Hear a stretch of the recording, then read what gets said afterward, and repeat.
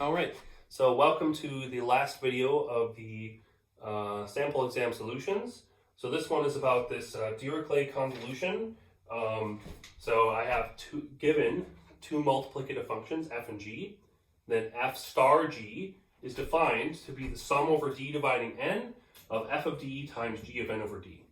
And this problem asks you to use your knowledge of multiplicative functions and some of the proof techniques we used in that section to show that if f and g are multiplicative, this new function is again multiplicative, and that this operation is commutative, namely f star g equals g star f. All right, and they're both very similar to things that we've seen. All right, so for part A, we have to first suppose that m and n are co-prime numbers, and then we have to compute this guy at m times n. All right, and so we look at f star g of m times n. Okay.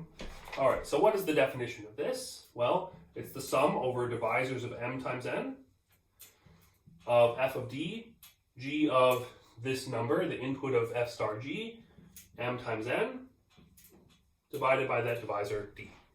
All right, but we've seen a fact here, right, that the divisors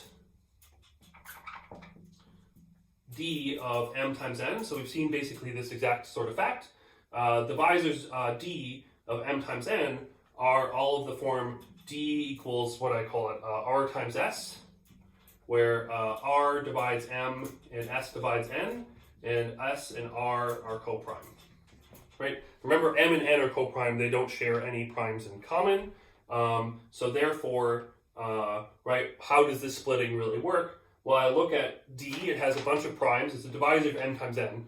So every prime showing up in D shows up in either m or n and not in both. And so R is just formed out of all the prime powers involving all the primes that show up in m, and S is involving all the prime powers that show up in n, and those have to fill out all the prime powers dividing D. Okay? And so I still have this coprimality. All right, so I'm going to use that definition. Right, so this sum really becomes a double sum. So you have to sum over R divides m and s divides n, okay, because every divisor d comes from this form, and then d gets replaced by rs.